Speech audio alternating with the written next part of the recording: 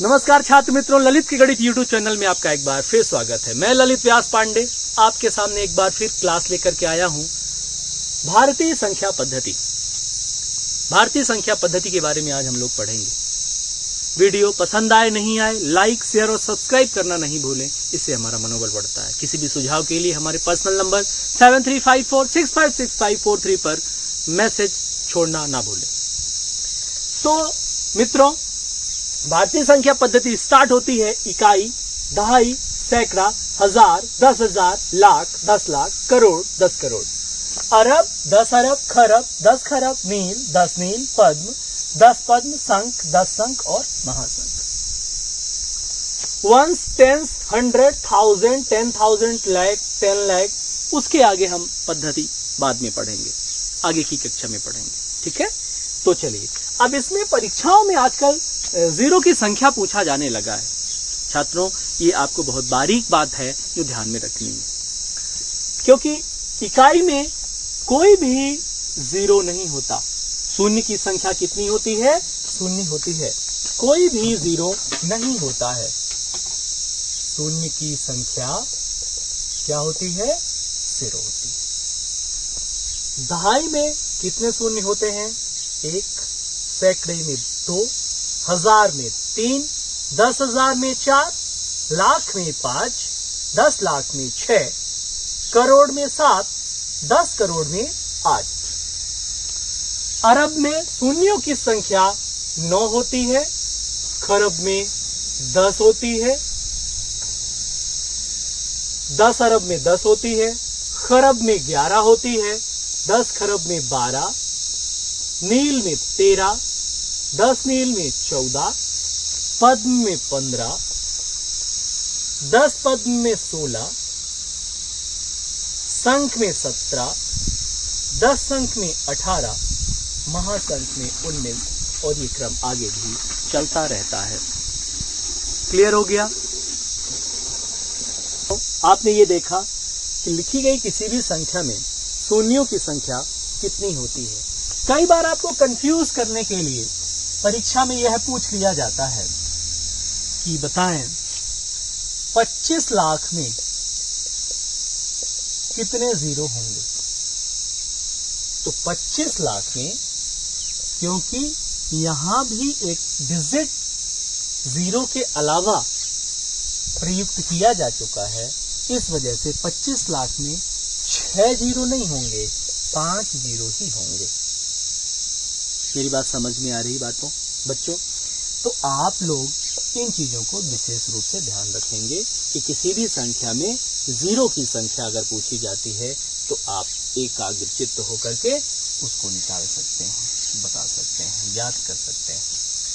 इसके आगे अब हम लोग पढ़ेंगे यूरोपियन पद्धति। यूरोपियन पद्धति के आधार पर यूरोपियन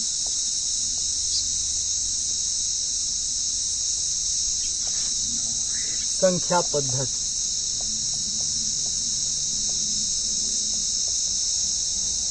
यूरोपियन संख्या पद्धति के बारे में अब हम लोग जानते हैं।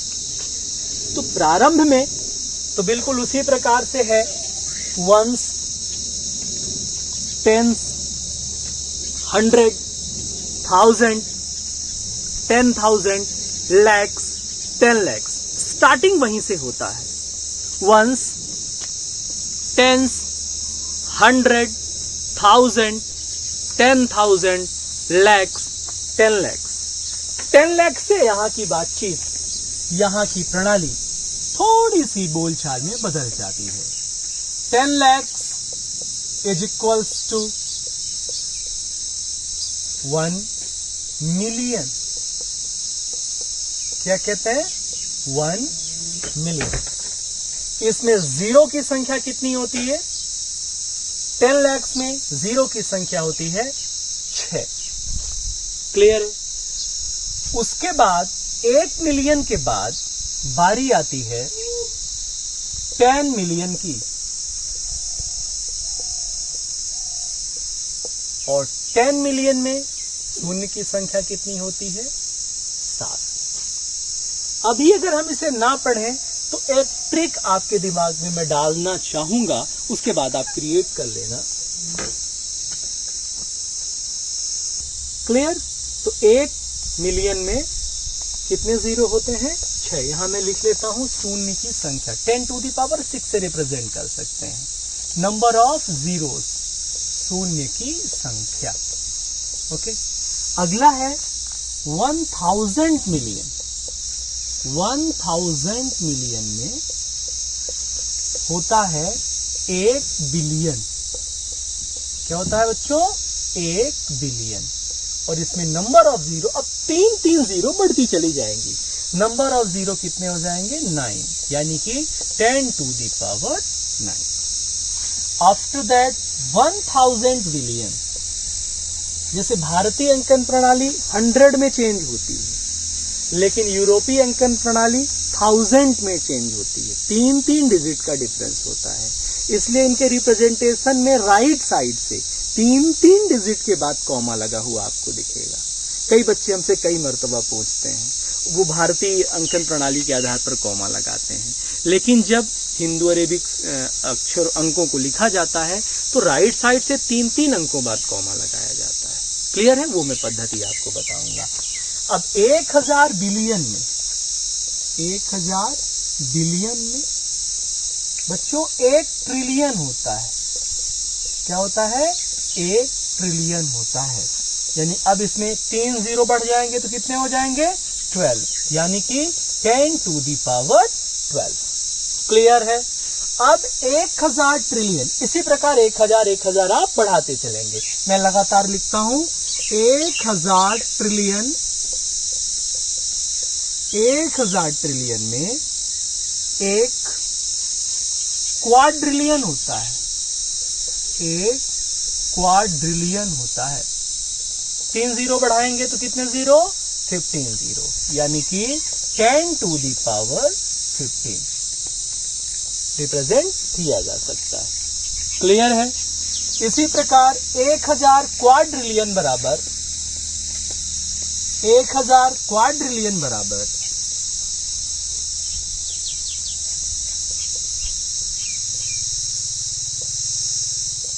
1 क्विंटिलियन होता है।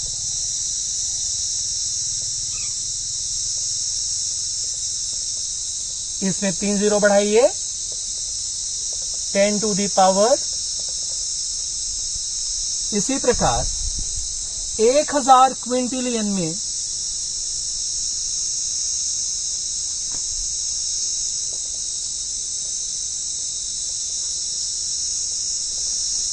1 सेक्सटिलियन होता है।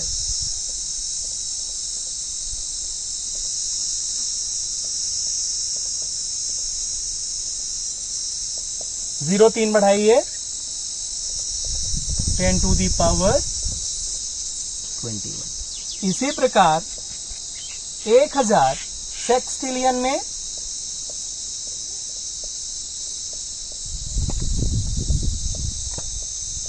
1 सेप्टिलियन होता है।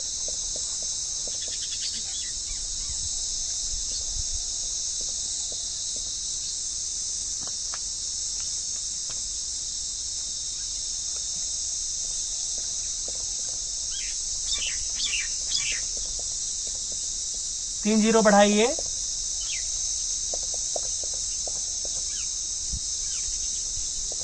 इसी प्रकार ऑक्टिलियन, नोटिलियन, टेंटिलियन आगे बढ़ता चला जाता है। क्लियर है छात्रों?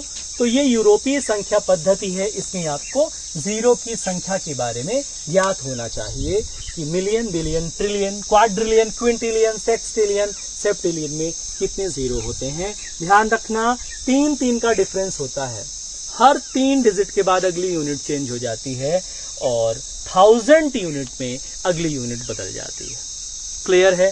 तो कई बार आपकी परीक्षाओं में पूछा जाता है, जैसे मुझे कुछ परीक्षाएं याद हैं, पूछा गया कि भाई बताएं कि 50 लाख में कितने जीरो, 50 मिलियन में कितने जीरो होते हैं।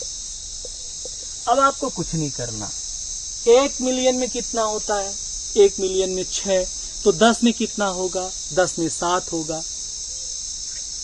10 मिलियन में 7 होगा, तो 50 मिलियन में भी कितना होगा? 7 होगा। क्लियर है? यही अगर आपसे बोलते कि 57 मिलियन में कितने जीरो हैं, तो आपको एक जीरो घटाना पड़ता, क्योंकि एक डिजिट नंबर दूसरा आ गया है 7। तो अभी आप बताएंगे इसमें 6 जीरो ही होते हैं। मेरी बात समझ में आ गई छात्रों? आपको ये छोटी जानकारी है लेकिन ध्यान रखनी है। अब इनको लिखने का तरीका कैसे होता है, कई बार मेरे छात्र मुझसे पूछते हैं, क्लास में भी कई बार छात्रों ने मुझसे पूछा। मैंने एक बड़ी संख्या लिख दी 3 5 4 2 6 0 8 7 3। तो ये संख्या कैसे लिखी जाती? राइट साइड से 3 पेयर छोड़ करके आप कॉमा लगाते जाइए। 3 पेयर छोड़ करके आप कॉमा लगाते जाइए। इसको लिखने का ये तरीका होता है। क्लियर है? कितने डिजिट छोड़ने हैं? 3 डिजिट छोड़ करके आपको कॉमा लगाने हैं। क्लियर हो गया? आपको हमेशा ध्यान रखना है, कहां से? राइट साइड से 3 डिजिट छोड़ करके आपको कॉमा लगाना है। फाइन। अब देखते हैं ये संख्याओं की पद्धतियां थी। संख्याओं में कितने शून्य होते हैं, इनको बोला क्या जाता है, इनको लिखा क्या जाता है। तो उम्मीद है आपको ये वीडियो पसंद आया होगा। इसे लाइक, शेयर और सब्सक्राइब करना ना भूलें। धन्यवाद।